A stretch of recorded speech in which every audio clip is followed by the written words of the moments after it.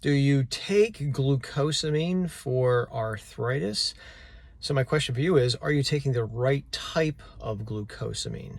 So when I look at different arthritis supplements, I like to look at the ingredients.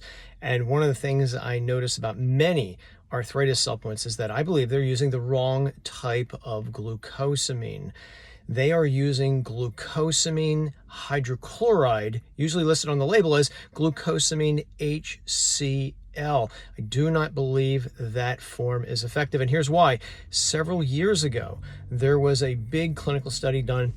It was called the GAIT study, G-A-I-T, Glucosamine Administration Intervention Trial. Basically found glucosamine did not work. This study got headlines all over the country.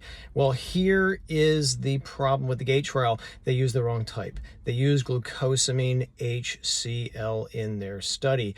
Vast majority of studies that I have seen that have shown that glucosamine works, they use glucosamine sulfate, and that's what I suggest you look for if you're considering glucosamine for your arthritis pain. I will also point out glucosamine sulfate only appears to be effective for osteoarthritis. Osteoarthritis is the most common type of arthritis where the cartilage between the bones has worn away. It doesn't appear to be effective for rheumatoid arthritis, although ironically, I have met some people who've told me it has helped, but the studies don't so far show that bears out.